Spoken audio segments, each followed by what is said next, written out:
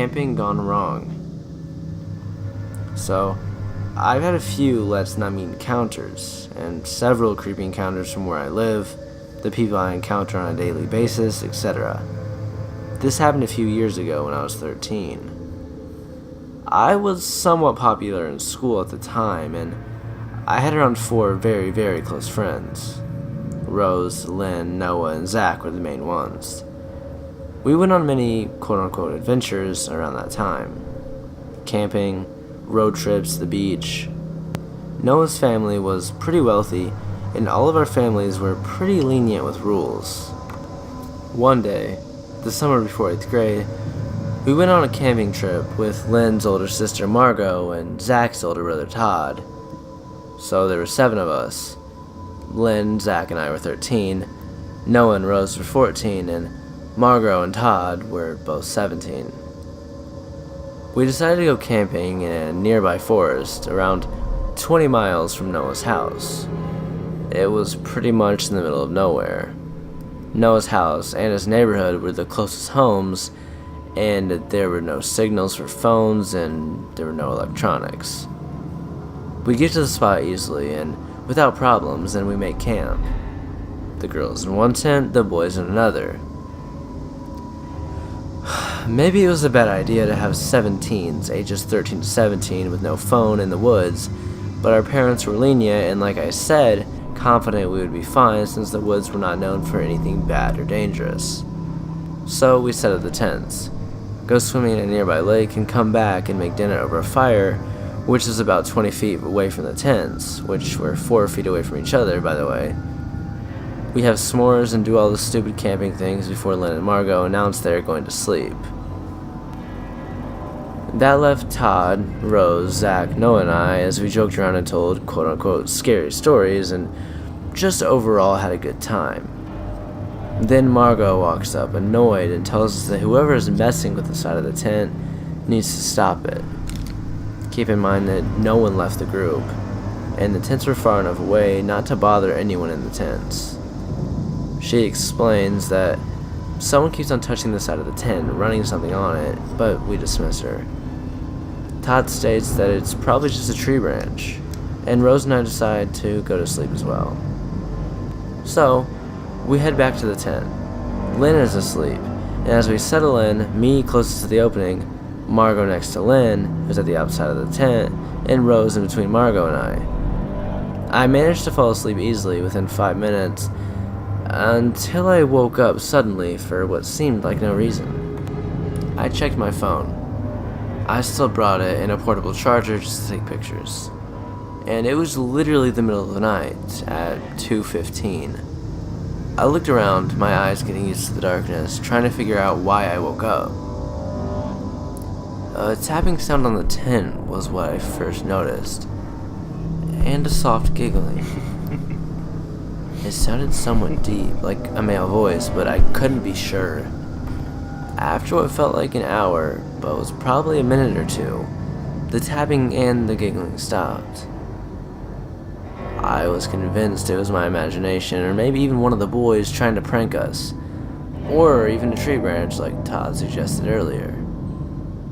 Telling myself it was a tree branch and a lack of sleep, I fell back asleep until Rose woke me up around dawn. Everyone was awake, and we decided to hike a little.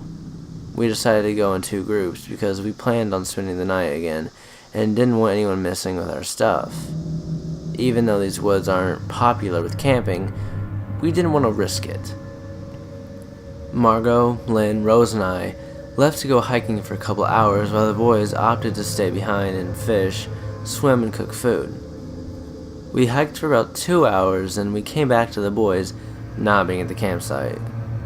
Annoyed, Margot went down to the lake with Lynn to find them. Rose and I made our way back to the tents. And I'll be honest and say I screamed and almost wet my pants. The tents were slashed. I inspected it closer, and after regaining composure, because I was usually the more collected one of the 2 of us, it seemed made with a small knife, as if the cuts were small. Our tents were made of material that was pretty hard to cut into, and it seemed like the person had a pocket knife, I guess. The boys, Margot and Lynn, came running to our screams and were obviously startled. We decided to pack up and head home early because, for one, the tents were ripped too much to use again comfortably, and two, Rose, Lynn, and I were very creeped out. Even more so when Todd announced that his tires were slashed. We were all obviously freaking out.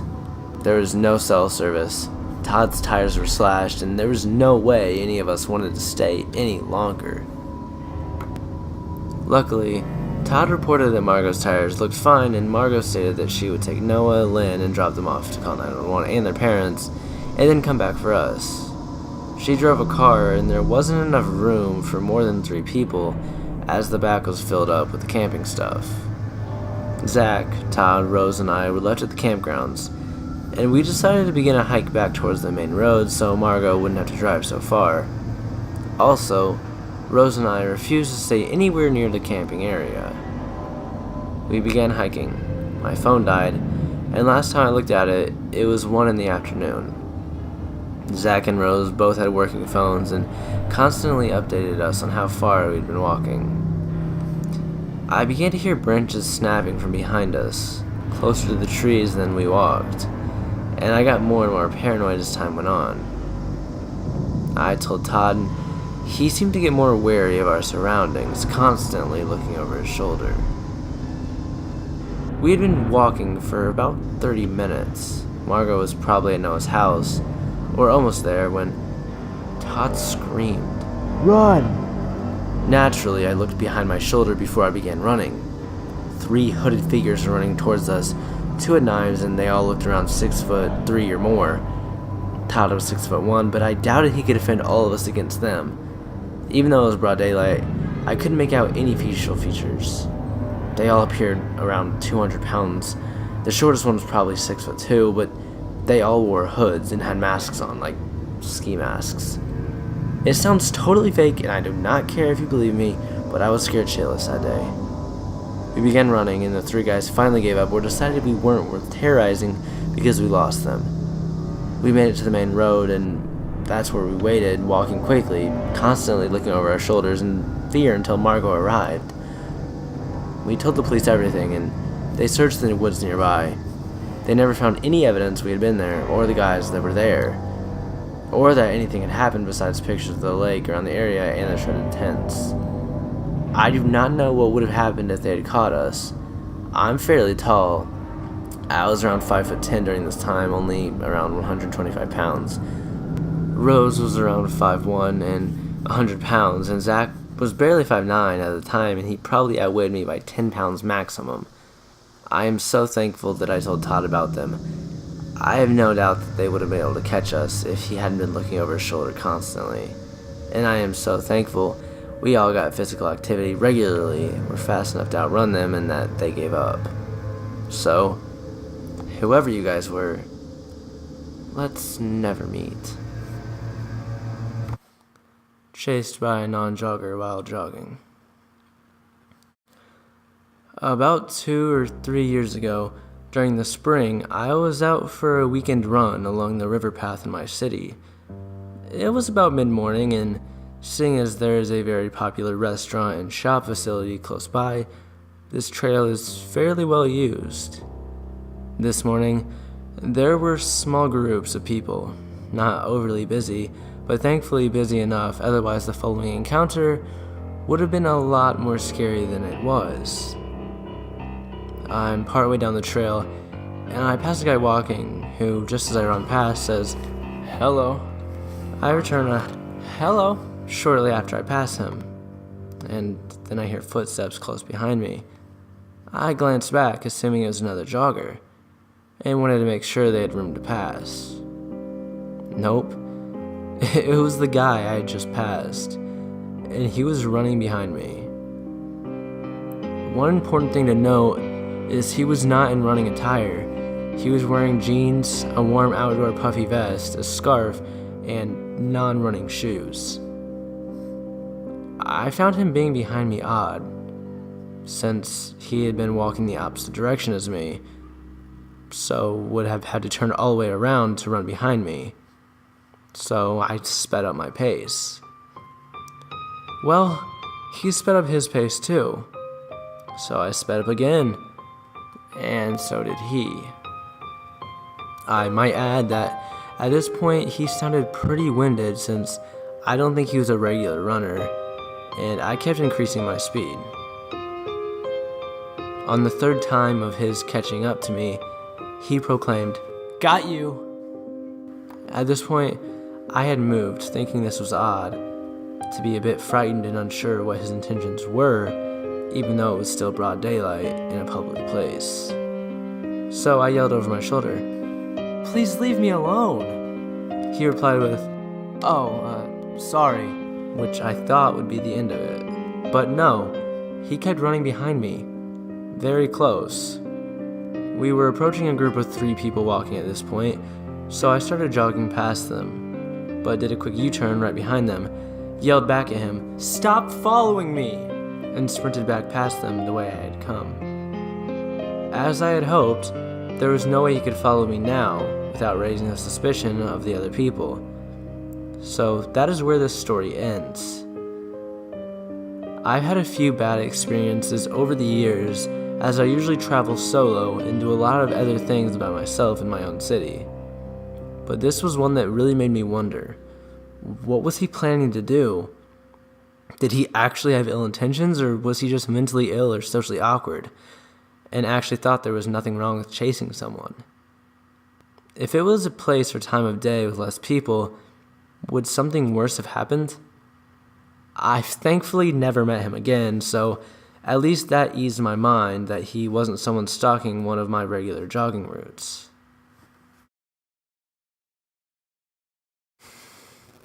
Stalks on a walk. When I was younger, I lived in a subdivision, and I would walk through it for hours listening to music. One day, I was walking out of my house, and an SUV stops itself right at the end of my driveway. He first gets my attention by asking if he can give me a ride anywhere.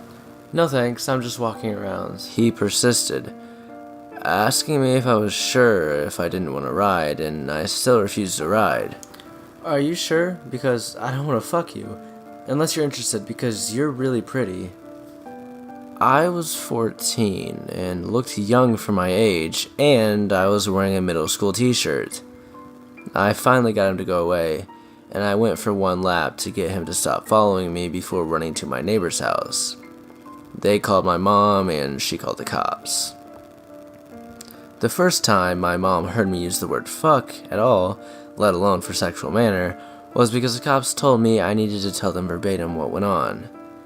They agreed it was creepy and I should not walk the neighborhood alone for a while, but because he didn't try to physically force me into the car, there was nothing they could do. This was one of 4 times he finds me and tried to get me to go with him. After the 4th time, I broke my kneecap a day or 2 after he tried to pick me up, and I was in the middle of the driveway home alone and couldn't get up. I started screaming for help, absolutely terrified, partially because of the fall and obvious injury, but mostly because I knew he had been in the neighborhood mere days before.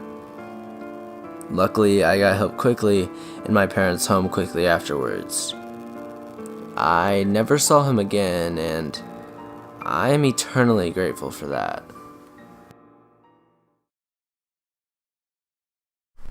Hey guys, Basement Horrors here. I hope you enjoyed this video. Maybe you noticed my voice sounds slightly different. What I did in this video, and what I'll be doing from now on in my videos where I'm telling you guys scary stories, is I actually mixed and mastered the vocals as if I was making a song. And basically what this did is just made a fuller sound. Almost sounds like I got a new mic.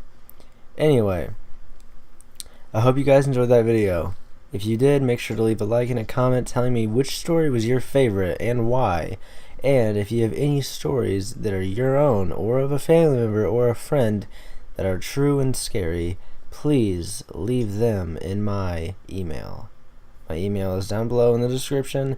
So is my Twitter link and my Instagram link. You guys can also follow me on both of those and DM me on both of those if you guys have a story and you guys don't use email very often.